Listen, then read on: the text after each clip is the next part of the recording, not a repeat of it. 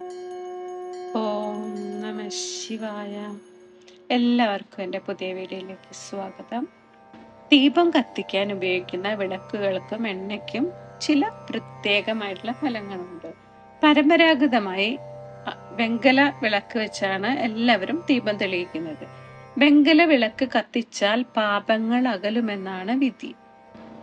സ്വർണം, വെള്ളി, ഇരുമ്പ്, ചെമ്പ്, ഈയം എന്നിവയടങ്ങിയ പഞ്ചലോഹ വിളക്ക് പൂജകൾക്ക് ഉപയോഗിക്കുന്നു. ചില പ്രത്യേക സാഹചര്യങ്ങളിൽ ജോത്സ്യന്റെ ഉപദേശപ്രകാരം ഇരുമ്പ് വിളക്കും കത്തിക്കാറുണ്ട്. ജ്യോതിഷ പരിശോധനയിൽ ദോഷം കാണുമ്പോൾ അതിൽ നിന്ന് മോചനം നേടുന്നതിനാണ് ഇരുമ്പ് വിളക്കിൽ തിരിയിട്ട് തെളിയിക്കുന്നത്. മൺചിരാത് തെളിയിക്കുന്നതും വീര്യം വർദ്ധിപ്പിക്കുകയും ജീവിത സുഖം നൽകുകയും ചെയ്യുന്നതാണ്. വിളക്ക് കത്തിക്കാൻ ഉപയോഗിക്കുന്ന എണ്ണയ്ക്കും പ്രാധാന്യമുണ്ട്. ക്ഷേത്രങ്ങളിൽ വിളക്ക് തെളിയിക്കുന്നതിന് ശുദ്ധമായ പശുവിൻ നെയ്യ് ഉപയോഗിക്കുന്നത്. സാമ്പത്തിക ശേഷിയുള്ളവർക്കും വീട്ടിലും നെയ്വിളക്ക് തെളിയിക്കാവുന്നതാണ്. നല്ലെണ്ണയും വെളിച്ചെണ്ണയും ഇതിന് ഉത്തമം തന്നെയാണ്. വേപ്പെണ്ണ, നെയ്യ്, പുന്നെണ്ണ എന്നിവ മൂന്നും കലർത്തിയ മിശ്രിതം കൊണ്ടും വിളക്ക് തെളിയിച്ചാൽ സമ്പത്ത് ഉണ്ടാകുമെന്നാണ് വിശ്വാസം. കുടുംബദേവതകൾക്ക് വിളക്ക് കൊളുത്താൻ ഈ എണ്ണ ഉത്തമവുമാണ്.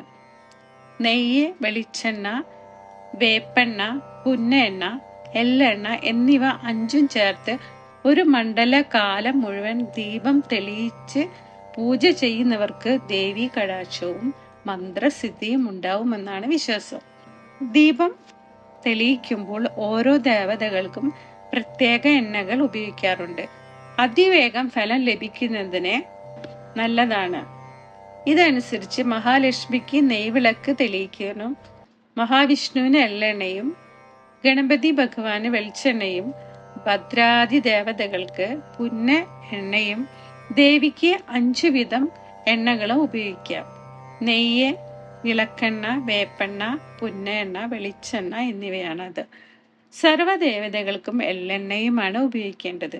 ആചാരങ്ങൾ, പൂജകൾ എന്നിവ നടത്തുമ്പോൾ അലങ്കാരങ്ങളില്ലാത്ത നിലവിളക്കാണ് നല്ലത്. വിളക്ക് കത്തിക്കുമ്പോൾ വീടിന്റെ പ്രധാന വാതിൽ തുറന്നിട്ടിരിക്കണം. ലക്ഷ്മി ദേവി പ്രവേശിക്കുന്ന സമയമാണിത്. വിളക്ക് കത്തിച്ചയാൾ വിളക്കിനെ വണങ്ങണം. നിലവിളക്കിന്റെ പ്രകാശത്തിൽ ലക്ഷ്മി ദേവി നൃത്തം ചെയ്യുന്നു എന്നാണ് വിശ്വാസം. അപ്പം എല്ലാവരും വിളക്ക് വയ്ക്കുമ്പോൾ എല്ലാ കാര്യങ്ങളും ശ്രദ്ധിക്കാൻ ശ്രമിക്കണം.